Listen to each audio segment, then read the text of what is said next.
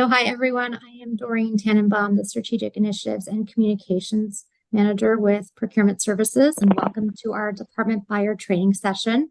We're covering buying software and IT services today. The presentation is going to be followed with questions and answers. As always, the recording of today's session along with the slide deck will be sent out via email, and it's also available on the procurement website by the end of next week. Our slides are actually available now, though, so I will drop it into the chat box if you'd like to follow along. Next slide, please. So we do have procurement training available on our website. There are step-by-step training guides and videos. You can find them at the top of our procurement site. You can also find interactive courses on UCI. Next slide, please. If you have any questions or would like to set up a one-on-one or group training session, please contact us at procurement@uci.edu. And now I'll turn it over to Snehal Bhatt. Thank you, Doreen. Welcome, everybody. Appreciate you all taking the time from your busy schedules to participate and attend this training. Before we get into the training and the specific topic that we're going to discuss, as always, I would like to re-emphasize some of the things that most of you who have been attending these trainings regularly have been hearing it. But I feel like it's never enough to emphasize the fact that we do have quite a few policies, regulations, and rules that we need to follow. And it's important that all of you who are involved in any kind of procurement at UCI are familiar and are aware of many of these policies. I also wanted to make sure that you all understand that there are delegated authorities all the way from the regions to the president, the chancellor, to the various departments and positions. And the delegated authority for signature authority for any of the contracts or agreements is with procurement. So we kindly ask that nobody in the departments goes ahead and signs any agreements and runs it by procurement and has procurement sign those agreements. I also want to make sure that everybody understands that if you actually don't follow the process and go ahead and make purchases without being authorized to do so, you're doing it at your own risk. If the university finds those purchases not to be a valid purchase, then you may be required to absorb the cost, and the university may not reimburse you for those expenses. So be mindful of those. Also, I want to reemphasize that we continuously get audited by the federal government. We, in fact, are going through the post-audit of the audit that was performed earlier. And so it is extremely important that all of you follow the uniform guidance and FAR requirements for the federal fund purchases. It's extremely important that that gets addressed and we don't run into any issues of non-compliance. Let's go to the next slide. So today, as Doreen was saying, we are going to talk about buying software and IT services. We all know that this particular category is probably one of the most painstaking and challenging categories that we purchase. It does involve a lot more of our colleagues from different areas that need to be involved in any purchases pertaining to software and IT services, particularly those that could be complex and have P3 and P4 data. So I know that we had a process that we had put in place a few years ago. Over time, there have been revisions made to that. We have tried to streamline those processes and make it easy for all the department folks to understand what are the steps that they need to take to make these purchases. As you all can suspect, the filling out of the software purchasing questionnaire is extremely important, and based on the responses and the protection levels, it is very important for us to engage with our CISO office, which is the Computer Information Security Office, led by Josh Drummond, He and his team do a good job of trying to make sure that we review suppliers' data security, security systems, or systems for data security. We many times involve privacy office, and so for that we have Thea, who is here, Thea Bullock, who is here from the privacy office, and we also involve our risk services folks for issues we may run into with the suppliers for indemnification, liability, and insurance requirements. So they are also here with us, partnering in this presentation and training sessions. So you'll be hearing from all of them in the course of this training, and we thank them for their partnership and collaboration in these purchases. As Doreen said, we do want you to be engaged. Please make sure you have your questions ready and ask us at the end of the training session. And also, we would like you to fill out the survey so that we know what is it that is going well with these trainings, what can be improved, and what topics you would like to get in trainings on. So I just wanted to make sure that I put the plug in right up front.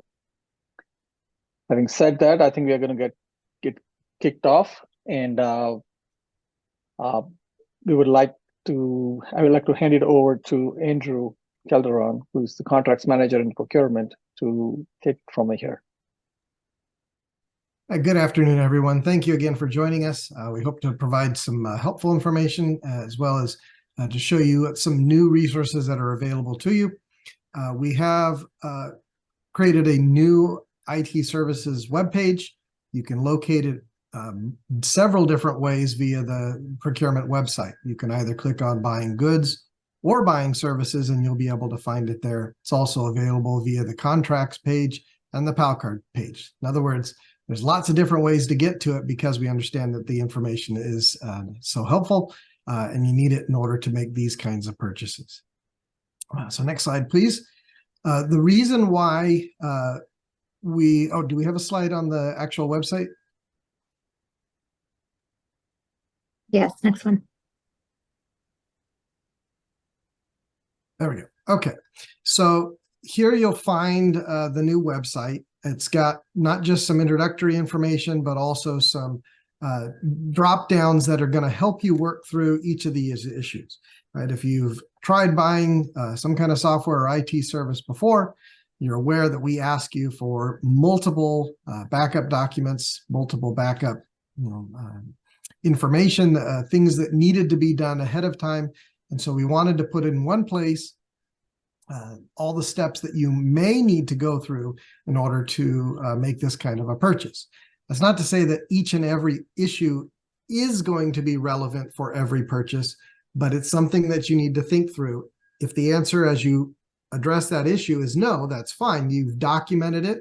You can include that with your requisition and go on.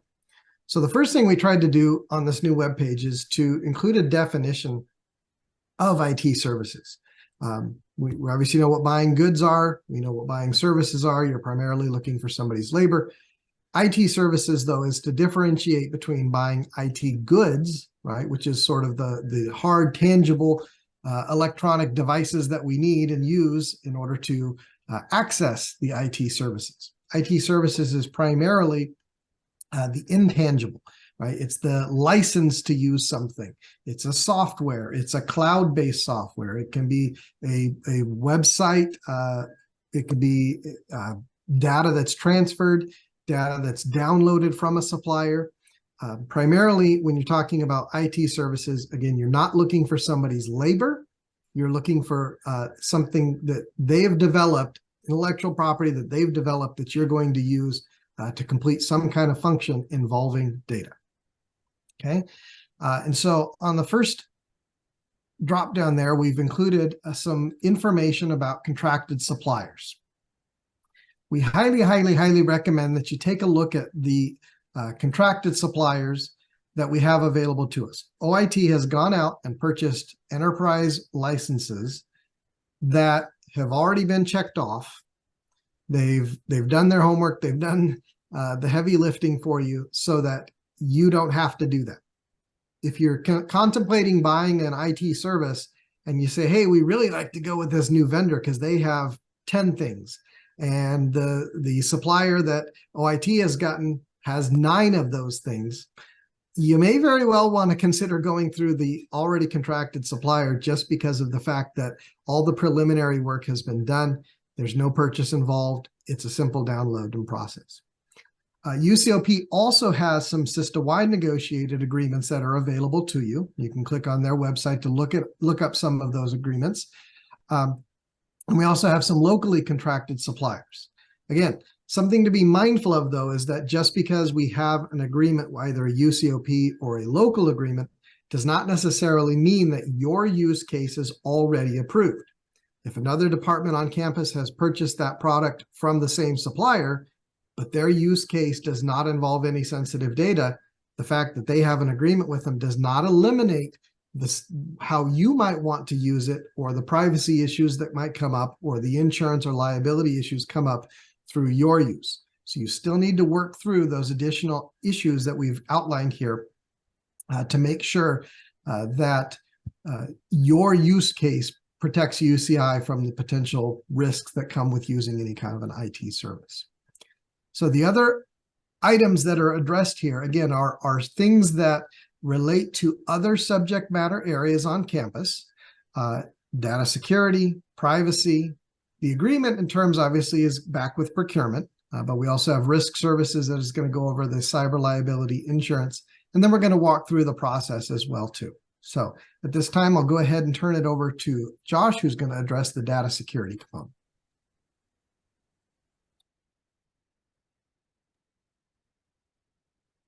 Thank you. And can I share my screen? There we go. So thank you all. So finding our page, it's the second link on procurement's new page here, will direct you to the security website, UCI information security website, and in particular, the supplier security review section. So I wanted to go over some highlights here. This is all public and available. And if you ever have a question on the process, go here first. It'll always have the most up-to-date information as we continue to evolve and streamline over time. But as it is today, so first I want to mention, you'll hear a lot about policy and things in a bit. The policy behind the security review requirement here is from IS3. That's the UC System-Wide Information Security Policy.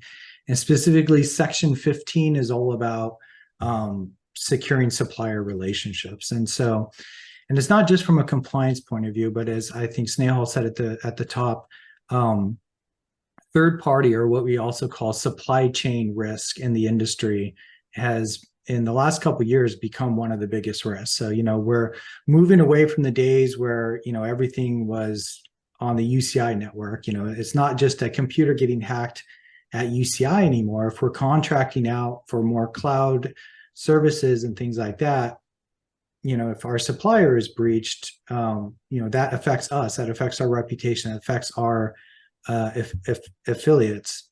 So we want to make sure any agreements we have with them, that they're protecting our data just as much, if not more, than we would here. But then also, inevitably, no company is unbreachable, right? Some of the best companies in the world have incidents. So it's also to reduce the likelihood of breach based on who we choose, but then also how they react when they have a breach. And part of that is the language that we have in these contracts to protect us. And so that's what we'll talk about here as well. And then also a heads up. So this is the supplier review portion, which is an important part of the risk assessment process, but it doesn't replace the full risk assessment. It's just one piece of a risk assessment, because even when you contract the best solution in the world, you have to implement it the right way, right? You have to implement it in a secure way, whether that's technical or just, making sure the right people have access, less technical. So doesn't replace a risk assessment, just part of that process. So currently at UCI, speaking of cloud services, so we we pay special attention to anytime a supplier has access to our data. So that could be via a cloud service, where you using an online service where obviously it's hosted in their data centers. They have access to the data. But then it's also if we're contracting for consultants or people, contractors that might need temporary access to our network or our systems or our data. So it's both cloud software is probably the most frequent case here, but it's also bringing in contractors or anytime a third party has access to our data and systems. So Appendix DS stands for data security. That's a UC appendix that we want added to any contract where the supplier has access to P3 or P4 information. And we recommend it for P1 and P2. And you may ask, what's this P1, P2 business? So a quick tutorial on that. So P is short for protection level. So this is a UC wide way where we classify systems and data, where we have goes from protection level 1 to protection level 4. Protection level 1 requires the minimal set of controls.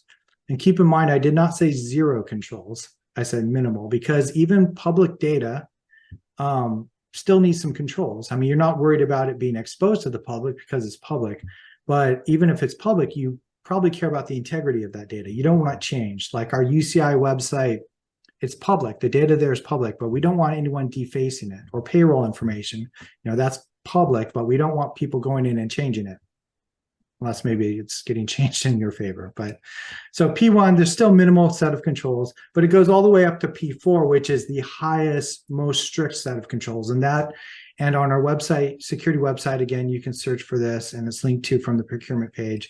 But not only do we give the policy definitions of each of these protection levels, where it goes from public to non-public but low risk, which is P2. P3 is non-public but moderate risk, and then P4 is the highest risk. And then we also give examples, and we're always looking to add more examples to this page as things come up. But protection level 4, that's what you would suspect, right? That's identity theft. That's your personal health information. That's, social security number, financial bank account numbers, credit card information, and also life and safety system. So, if this software or device controls human life and safety, we need to protect it. We need to make sure it can't get hacked. So that's also P4. So much more description and examples on that page, but I'll move on. So it's the high risk stuff, P3, P4, where we want that Appendix DS for sure. We recommend it for everything though, where possible.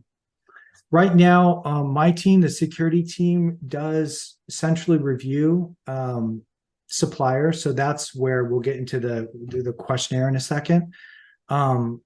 For everything, we're looking to streamline that process and train units so that they can make those low risk versus high risk decisions. We're piloting that right now with a couple of units. It's not ready yet for prime time, but the goal of that is to get people trained and certified to a point where we have confidence that they're classifying, these as low risk versus high risk, and then at that point, they're sending to us the high risk, which is the P3, P4 related contracts, and then locally making decisions internally about the low risk stuff. But for now, that's still going through our process. Also, renewals, we want to see those every 2 years, or if something's changed, and we have to be thoughtful of this, right? Of if the classifications changed, if it was initially purchased for P2 and now it's P4, we probably need to review that again. If the use cases change, if the supplier security posture has changed, right? So maybe they had some major breach in the last year. That's not to say anytime a company has a breach, we would stop doing business with them, but also we look at how they responded to the breach, because I think the old adage, how you get up is more important than how you fell down or whatever. So we see how companies respond to breaches, and that gives an idea of kind of really what they're all about. You see contract changes, language changes every couple years. We want to make sure contracts have the latest language. And so anyway, so renewals do fall into this as well under certain circumstances. So how to initiate this process?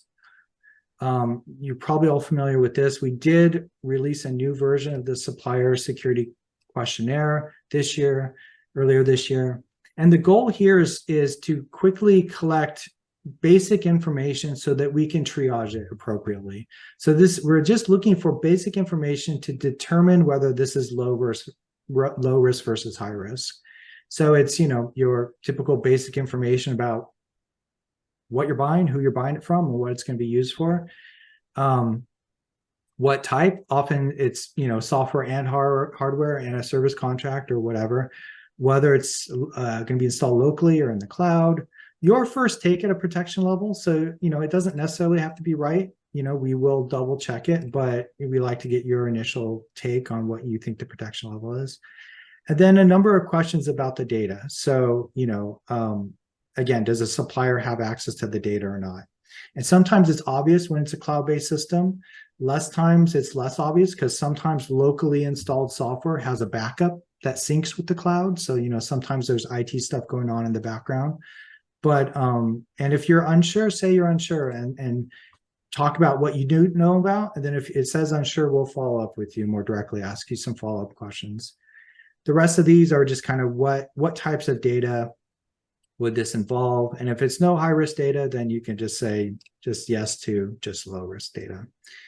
And then once you fill this out, email it to security-reviews@uci.edu. That comes to OIT security into our ticketing system, where we will take a look at it, ask any follow-up questions if needed, or otherwise we'll triage it as either low risk, and then it's up to the unit to go to their next steps.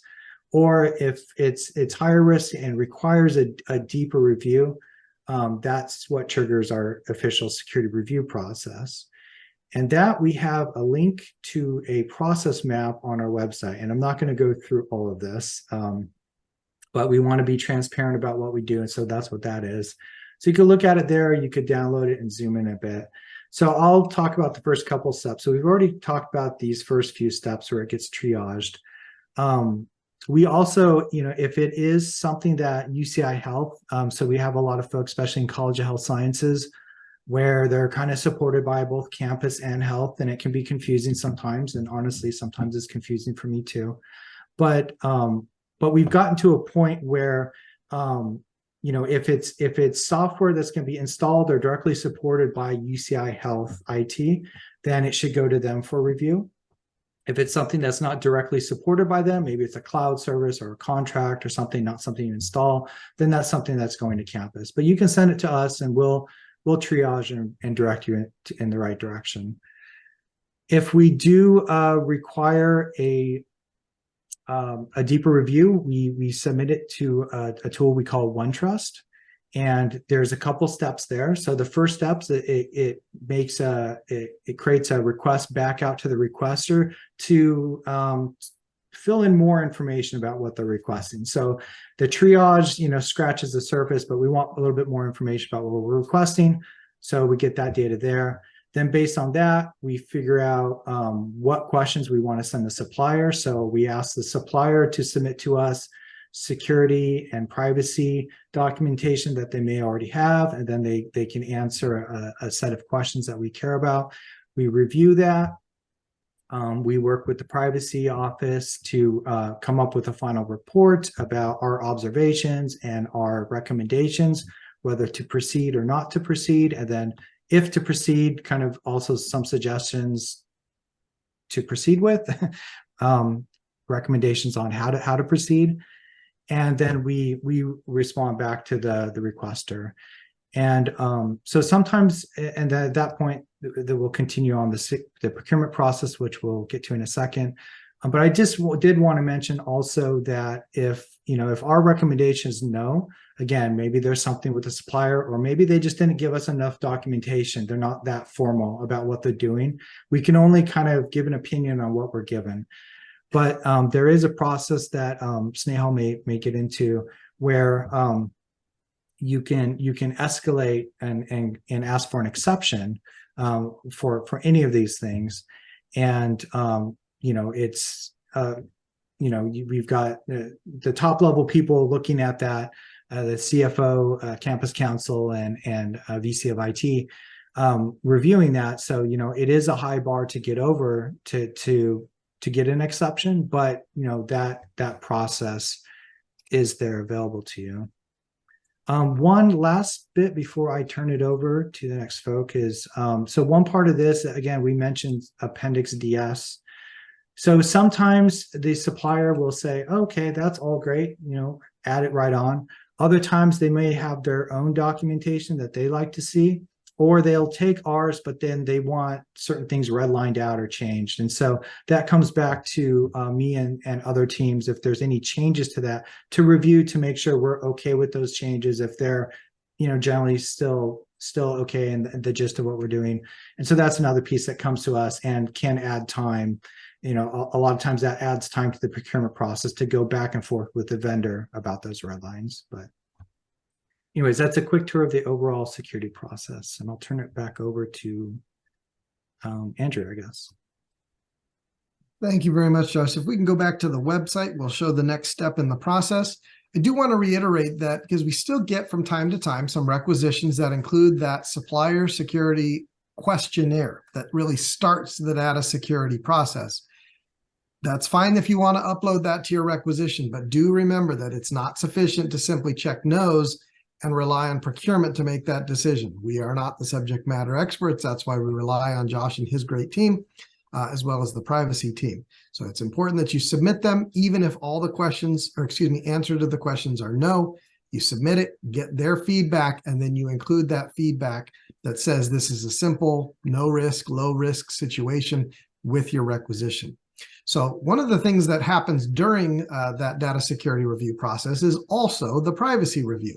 They don't necessarily require any additional submitted information to a different portal, but there is some differences in relations to the data security issues and privacies. So Thea is here. She's going to help explain some of those issues and what to be on the lookout for. Go ahead, Thea. Good afternoon, everyone.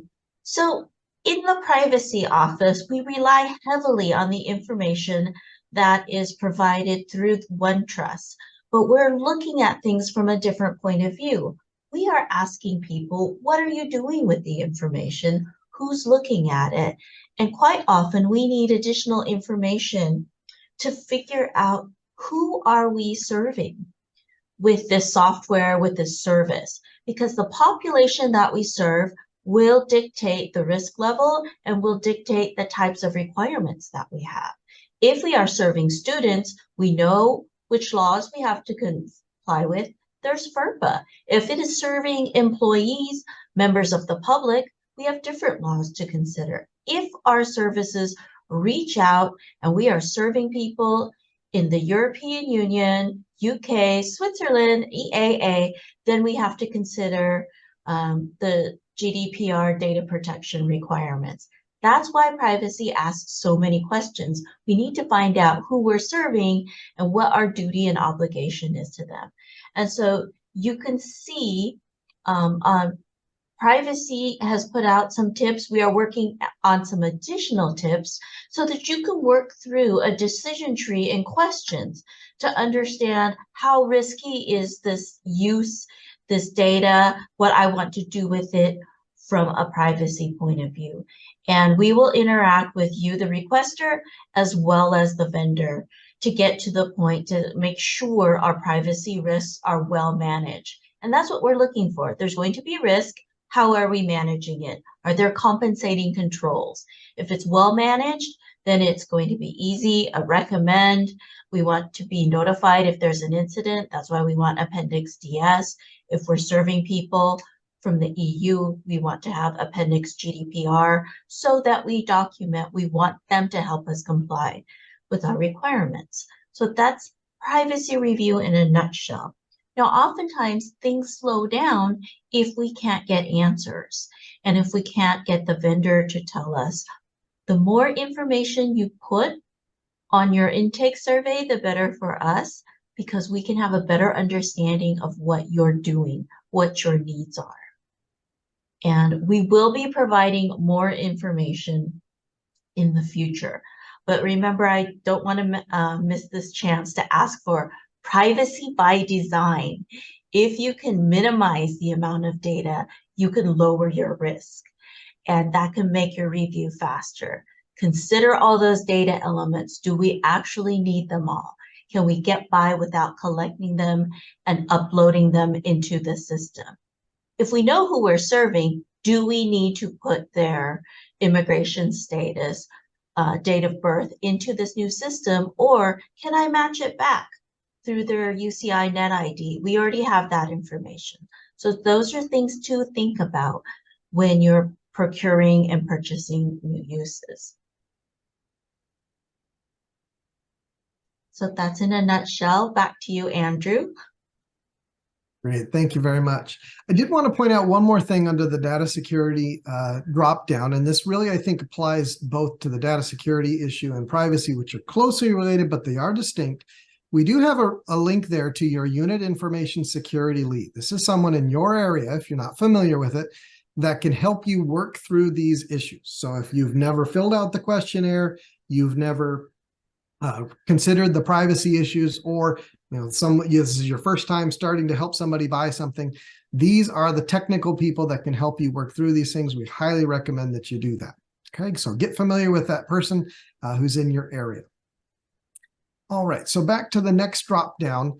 One of the things we're often asked in regards to buying an IT service, buying some kind of a software, some kind of a license, is, hey, can you review these terms? Well, as you've seen, right, what you're going to use it for is going to vary widely, and that's going to make a significant difference in what the terms need to be, right? We need that data security review and privacy review to tell us, hey, the agreement needs to contain these extra protections, or in some cases, there's no special protections needed because it's a simple service or a simple software.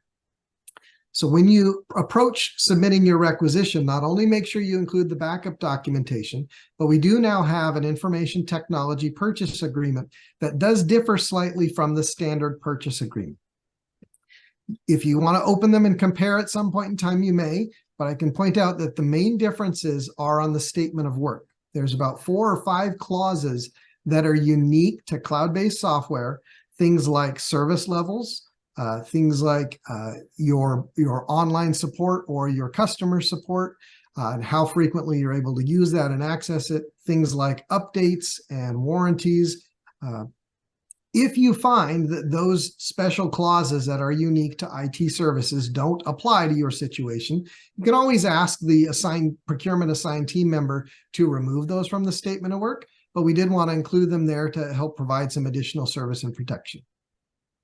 All right, so at this point, I'm going to turn it over to risk management, who's going to talk through the security issue that comes up oftentimes with buying IT services. So please, Mike, go ahead.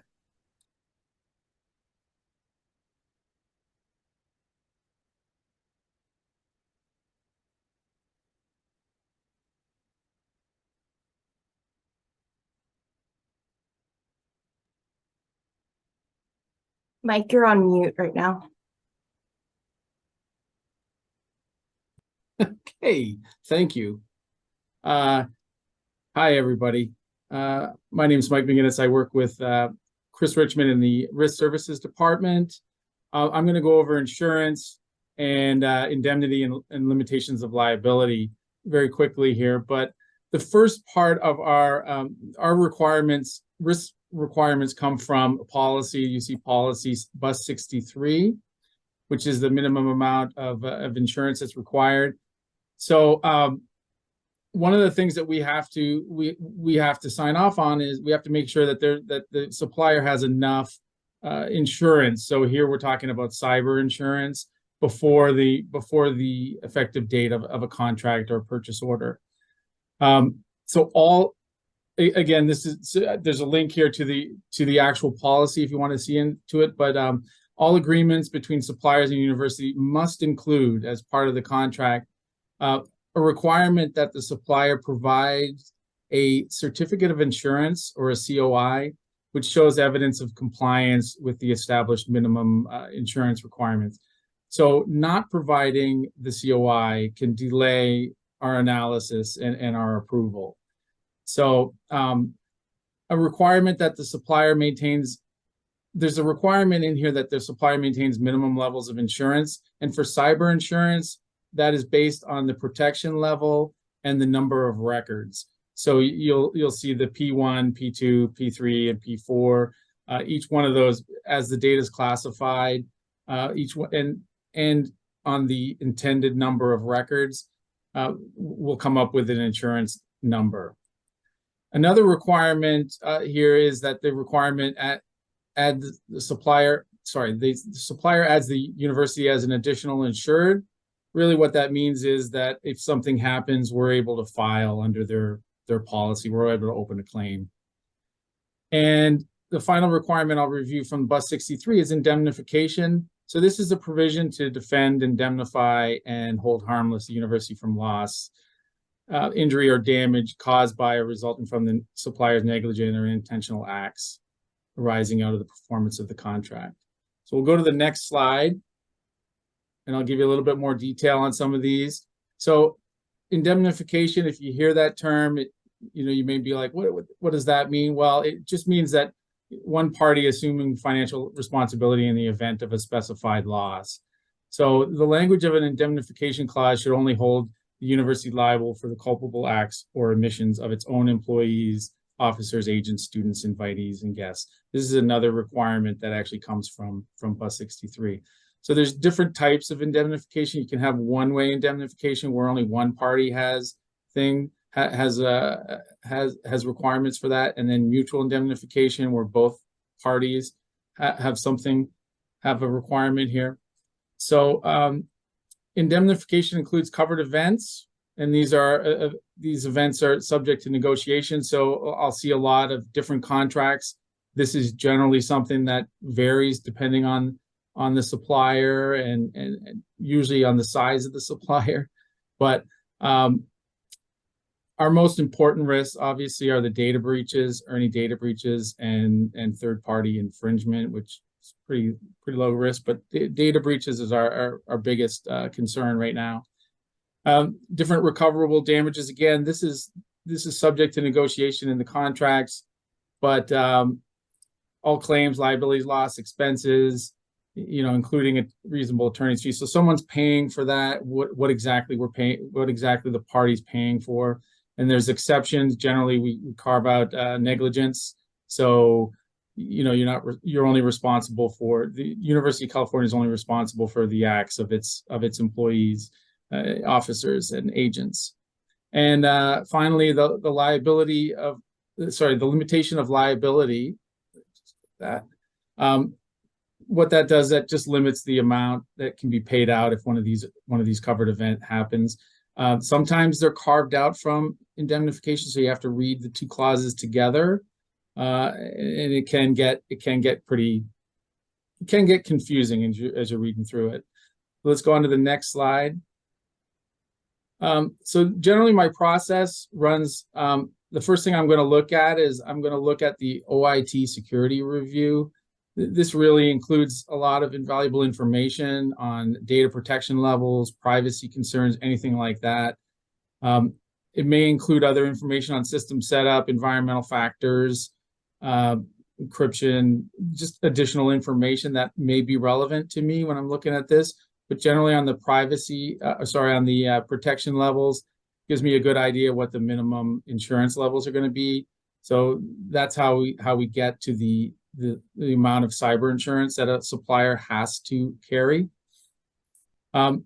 The next thing I'm looking at the supplier certificate of insurance, or COI, and it's an easy denial for me if a supplier doesn't carry the required cyber insurance. And I just wanted to talk a little bit about cyber versus excess cyber. Excess cyber is not quite cyber; it's kind of cyber, but not really. I'm looking for cyber. Sometimes, depending on the supplier and other factors, I may combine cyber with excess cyber to get to the required minimum. There can be jurisdictional issues that come up here. I looked at a policy, one that covered data breaches, but it didn't cover anything that originated in US or Canada. So that policy was pretty much useless to us.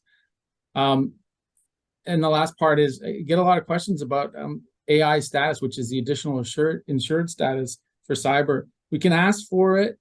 We like to ask for it. If the supplier denies, it's okay, move forward. It's great if we get it. We want to be AI status on their cyber insurance.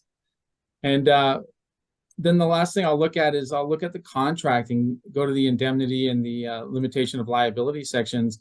And there's a wise man named Richmond One who said the amount of fees paid is not an accurate measure of the contract's risk.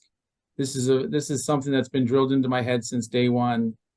I think of this and sleep at night. I wake up in the morning, I'm thinking of this. So, but these limitations of liability, they have to be read with the indemnity provisions. So as I mentioned earlier, sometimes the limitations carved out completely except for indemnity. Sometimes it's super capped, you know, it's carved out, but then it's capped at 5 times fees paid. We're always looking to not have a cap, obviously, and to get as much as we can on the indemnity, particularly when we're dealing with data breaches. We don't want to be limited here on the amount of money that can be recovered, because those can get very expensive. I think the average now is on a data breach is $5 million. And sometimes when you look at these limitations of liabilities, they may only be pennies on the dollar, and that's, again, this is something that there's just too much risk. I'm going to pass it up. I'm going to pass it up to Mr. Richmond, and you know, it becomes an easier denial. All right, that's it from Risk Services. Great, thank you so much, Mike. If we can go back to the web page now, we'll try to finish it off in terms of what you need to now turning and finishing and submitting your requisition, hopefully concluding your purchase, right? So now that you've gotten all of the backup information that you need with regards to your IT service purchase, then is when you want to come to the requisition, upload it as all that required backup documentation so that procurement can quickly and easily help you. So you're going to need to have your data security component, which privacy will be part of, right? Your certificate of insurance and your draft or proposed agreement, right?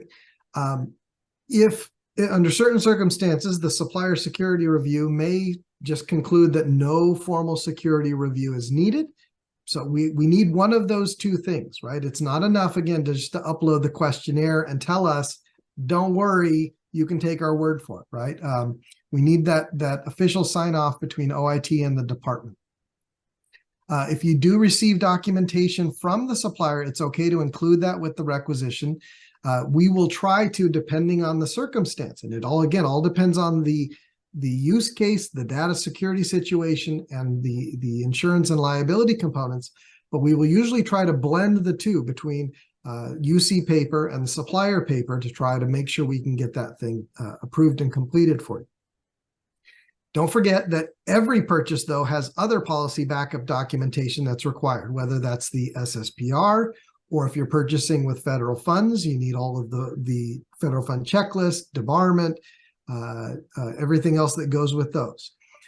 So if it's over $10,000, small business first, again, is an issue. So you need to make sure that, aside from the specific documentation for the IT services, that you also utilize or include the backup documentation just for general purchases.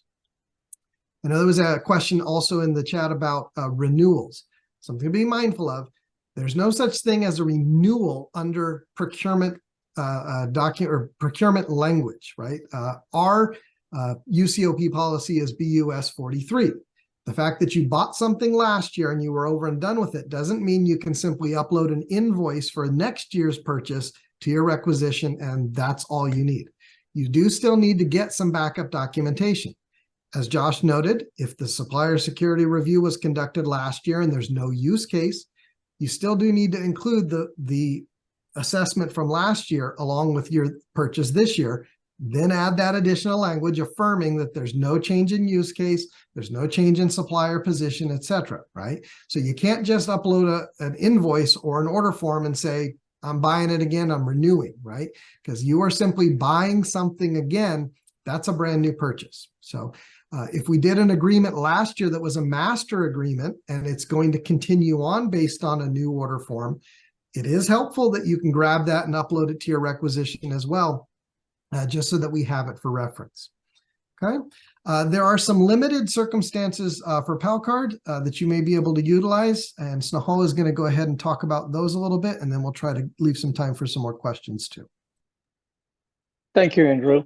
Yeah, so again, ideally, we want people to not buy software on PALCard because we do not have paper trail associated with it, or we may not have all the necessary documentation that is required when the purchase is made on a PALCard.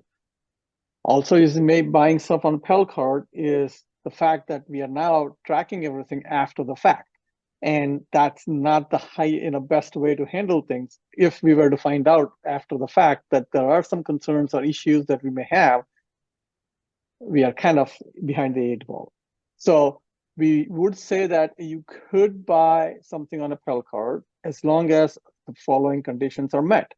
And that is essentially saying that this is a very low risk application. There is no handling of UCI sensitive data, or they are not getting access to our data or to our systems. Does not require us to sign anything for them, because many suppliers require us to sign their click-through agreements. Anytime you do that, you have to be very careful, because you don't know what's all in their terms, and you could get in trouble for signing up to something that we may not be aware of. There's always a fine print that we need to be mindful of. We also have to make sure that the suppliers are meeting, or the products meet, the accessibility requirement, which is a minimum of WCAG 2.0 AA, which actually is in our UC terms and conditions. So if you are purchasing something on a PALCard, you are not now utilizing our terms and conditions that is associated with our purchase order. That is why we need to make sure that the supplier meets this accessibility requirement that is incorporated in our terms and conditions. And of course, PALCards are only allowed to be used for purchases under $5,000. Now, like I said, even though you may be buying something on a PALCard and you think it's low risk, we require you to fill out the supplier security review questionnaire and send it to security-review@uci.edu so that Josh's team can confirm and validate that, yes, this is in fact a low-risk purchase. And if you have their approval saying that this is low risk and can proceed with the purchase without doing an exhaustive supplier review, then you can go ahead and upload that to your PCDO when you submit your documents in KFS. So that's, in rare cases, we will allow you to use PALCard as long as all these requirements are met. And that concludes our training for how to procure IT services and software. And as you can tell, we have released this as a new web page with all these instructions.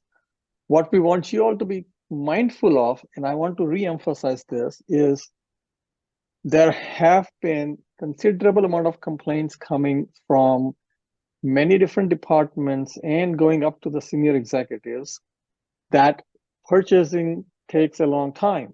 Now, when they say procurement is taking a long time, that does not mean that it is stuck in procurement necessarily. As we can see, there are a lot of steps that go into this process. And our experience has been that invariably, when we are asking suppliers for information, like the data security team or privacy team is sending requests for the supplier to provide their information, the suppliers are taking a long time to respond. And that is all getting added to the overall time it takes to make the procurement. And unfortunately, everybody within UCI gets blamed for something that the supplier may not be providing. So I'm going to ask all of you, now that you are listening to this, is that if the supplier is non-responsive and does not get back to us within a relatively short period of time, let's say within a week or 2 weeks, you need to go to your requester and let them know that, hey, we are trying to buy this product from this supplier and the supplier is non-responsive. Somehow you have to get the supplier to be more responsive. And if they continue to be non-responsive, we need to find an alternate supplier to get the product or the services that you need, and not just sit there and wait for the supplier to not respond and then blame the procurement process to be broken. And that is not a good way to operate or run our business. So please make sure that you are a good partner with us on this and work with us to get the suppliers to respond in a timely manner so that we can get you the purchase that you need in a timely manner. Having said that, as you can see, there are too many steps involved in this process. So as mentioned by Andrew in the very beginning, to the extent possible, we encourage you to actually use the suppliers that have already been vetted, cleared, and made available on the OIT's software and hardware purchases website. Please make sure that you look for those suppliers first. Try to use what's already available rather than try to go through this entire exercise of getting a new supplier onboarded if the purchase that you're looking for is relatively close to what already is available. Okay, so I wanted to re-emphasize that as well, that that's what you should be doing and not trying to get a new supplier to provide services every single time you have a need. So please start with available suppliers already chosen and approved, and everybody's life will be a lot better. Let's answer some of the questions. I know that people have been responding to the chats that have been coming in. So Doreen, you want to just kind of run through that? Yes, we had a lot of questions come in. Thank you to our speakers for their amazing presentation. A couple of questions. Does responsibility for obtaining a COI rest with the purchaser? That answer is yes. Do we need to get supplier security review questionnaire for annual subscription renewal?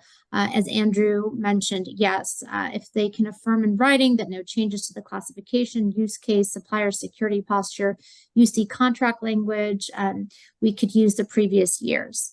How do we deal with companies based in foreign countries?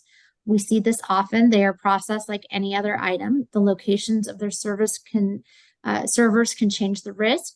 This is always challenging, so early outreach is critical. Foreign insurance and jurisdictional limits can really complicate negotiations, and privacy issues also get complicated with foreign agreements. Again, early outreach is critical. Is the certificate of insurance required in every software purchase? Because that's not my experience. Yes, as long as there is a contract, then all external suppliers must provide one. Is there a way to simplify the process? Do you have a checklist for beginners in this process? It sounds really complicated. I believe the way our website is now set up, it's kind of a checklist in itself, but now take it away. Yeah, so thank you for this. You're right. This is not a simple process. It's not something that we can go on Amazon, click on a button, select something that we want to buy, click on a button, and it gets delivered to you the next day. Any IT service purchase is a complicated process, right? Only because, as Josh mentioned, today's day and age, cybersecurity is a huge threat. I mean, we hear of data breaches all the time. And we, in fact, have other UCs that have experienced data breaches, and that is not a pleasant thing to have. So, while it may seem very complicated, it's not as complicated when you start thinking about it. As Doreen said, that's why we have put down all the steps you need to follow. Essentially, it always starts with working with existing suppliers. Find out if you have a supplier that you can utilize rather than try to find a new supplier. Now, after that, data security review, that is necessary if it is going to be an IT purchase. And if there is going to be our data that's going to be exposed with this purchase. And then of course, as Thea said, you got to be mindful of the privacy requirements. And invariably, the suppliers are not willing to agree to our terms. They don't want to give us the limitations of liability that we require. They are many times not having the necessary insurance requirements to fulfill the needs of UC. And again, these are all policy requirements. For any beginner, I think that's why I said in the very beginning, a beginner is not excused from knowing what the policies are or understanding what all is involved in any purchase. So it's a matter of getting accustomed to it, getting used to it, understanding everything that is needed. We don't ask for data security reviews when we are buying goods or something that has no data involvement, but this is something very different. And that is another reason why we ask that you please work with your requesters and your PIs. If they have any requirements for data involving purchases, that they start the process early on so that they are not chasing things at the last minute and making everybody jump through hoops to get what they're needing. Attempts are being made to streamline it. That's why we have Josh's team putting together a process map that shows the process steps to follow. We have put down the individual steps that you need to follow. If you follow those, it won't seem as overwhelming or as challenging. It's a matter of getting accustomed to it. Thank you, Sale. We have a couple other questions that came in.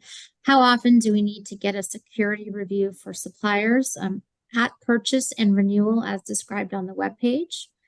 Hello, I have to handle requests for web hosting and cloud storage. Would both of these purchases require a supplier security review questionnaire? The answer is yes. Next question was, when a supplier is late to respond, will procurement reach out to the requester to notify them of this so we can contact the supplier? So here's the thing. The department that is helping the requester with the purchase is in the best position to reach out to the requester rather than us making a cold call to the requester, asking them to reach out to the supplier. So this is where the collaboration between the departments and procurement comes into play. There are instances when procurement is not even involved in the process yet because the department has sent the supplier's data security review questionnaire to the security team, and Josh's team and Thea's team are working with the supplier in the early stages, and procurement is not even aware of those activities taking place. And so, Josh's team and Thea's team do try to reach out to the suppliers, but if they're non-responsive, I would expect the department administrator that's helping the requester would take some interest in helping them get the procurement done and reach out to their own requesters and let them know the current situation so that they are not just sitting and thinking that, it's stuck somewhere in procurement. It may be stuck in procurement, but it's not with us, but the supplier. A couple more questions just came in. Since Apple is a contracted supplier, is moving forward with iCloud okay without a security questionnaire?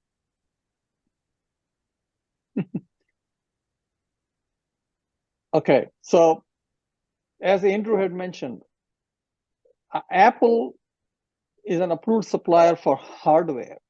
They're not an approved supplier for software or IT purchases. If Apple is going to have access to our data, I don't know if we have done a data security review on Apple. Josh, can you answer that? Sorry, I was answering another question. Where are we? The iCloud question. Oh,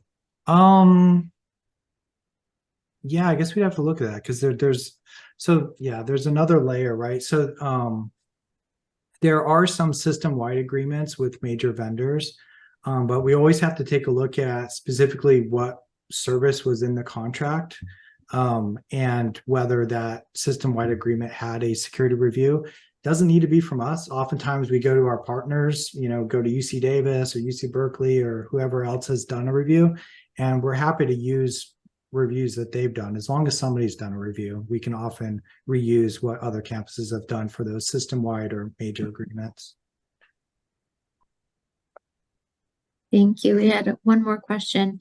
When do we need to get HSIT approval to purchase the software?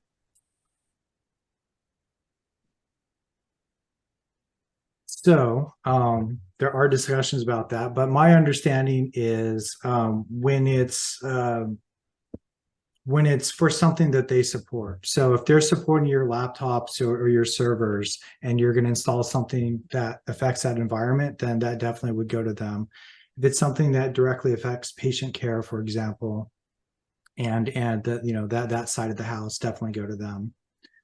So it kind of depends on right now who's supporting that. But we are in talks to make that process more clear, and I presume at some point we'll maybe have that on the website as well. Yeah, so for those who may not be realizing what is HSIT, it is a Health Sciences IT team, is what HSIT stands for.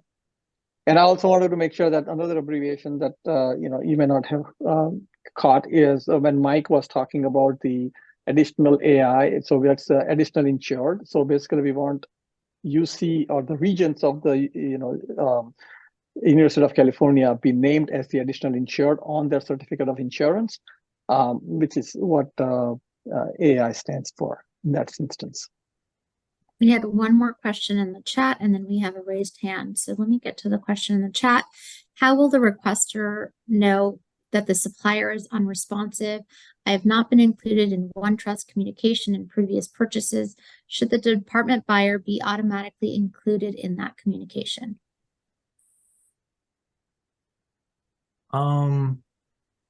Yeah, I'll get back to you on that. Yeah. So. That's a very good question, Josh. Something we may want to kind of think about and see how do we loop the administrators and the requesters in the process so that they are made aware of the lack of responsiveness. That's a very good point, Tammy. Thank you. And we have a raised hand. Yusuf, would you like to go ahead and unmute yourself? Hi, yeah. So I wanted to know if this special case applies. So I wanted to purchase a subscription to a Chrome extension that would be an extension to Google Forms that would allow me to send sort of personalized automatic messages to the students that completed the form. So would this be a sort of thing that I need to go? Would this be an IT purchase? Technically, I'm not like using the extension to store data. It's just going to be reading the form and sending a personalized message back to the student. So would this apply here? And would I be able to use a PAL card to purchase the extension? So it probably would apply. The probably is because we don't know exactly how the IT stuff works behind the scenes. So without going into that technical detail, it probably applies, but it also likely would probably be a quick triage turnaround as far as low risk goes. It also depends on what environment. So this came up, another common example we get a lot is Grammarly. People like to use Grammarly. And that's a case of, it depends on how you deploy it, because, in one respect, it could look like a keylogger. It's recording everything you're typing or you're submitting on the website, and it's sending it to the cloud to do a grammar check. Well, sure, it's just doing a grammar check, but it's also being sent to a third party. And if they have a breach in whatever they're doing, then it could affect what you have. So that's kind of what I mentioned, that behind the scenes, sometimes there is risk. That being said, our recommendation would be different if you're working in like payroll versus maybe a lower risk environment. If you're, so kind of the context kind of matters there, but yeah, to the letter of the law, it's probably a cloud service and it would apply. Okay. So yes, if I would say you fill out your questionnaire, supplier security review questionnaire, send it over to the security team. They can review it and they can give their assessment saying that this is low risk, nothing to worry, proceed. Or they can say that, hey, we don't understand the use case, explain that to us. And once you do that, they may then tell you whether it's acceptable and can we proceed or not. Got it. All right.